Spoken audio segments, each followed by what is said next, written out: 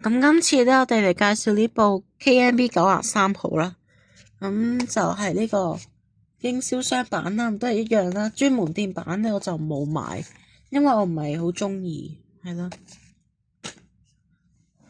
咁就呢架啦，就係呢個富豪 B9TL，但係有 E500，係咯。就今次路線係 A33屯門啦，唔知屯門邊度啦。就係咯，龍運嘅就93號啦，就咁樣咯。咁包裝就係咁樣，都係打斜，係打側嗰個廣告啦，唔係打側嗰個廣告，係打側嘅呢個包裝盒。咁就產品編號就係0712024-071，就開嚟睇下先啦，都係行得順，係咯。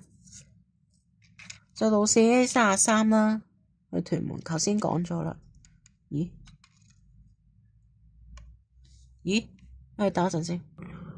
頭先睇錯咗嘢，冇乜嘢嘅。車牌就咩嚟㗎？NF9046。哇！搞咩呢架？撇咗啲橙色上去，定紅色？算嚟。車隊編號708，係啊，唔知而家去咗邊啊？因為呢啲通天巴士嘅顏色都好快滅絕啦，唔知而家去咗邊個車隊同埋邊間廠啊？原本應該係小蠔灣嘅，而家應該調咗去其他，或者屯門啦。就2008啦，呢度寫住左邊車身係咁啦。通天巴士啦，呢一度 AIR Bus， 呢度有個飛機啦，呢個係龍運巴士有限公司啦，係啦，就有行李架，陣間轉過去再睇。就呢個 A33啦，車尾係咁樣，有丹尼斯有富豪，哇！個車牌仲甩咗色添，算啦，唔理啦，係咯。如果你遠處你都見唔到嘅啦，係啦，就行李架咁樣啦。不過好似人擠歪咗，算啦。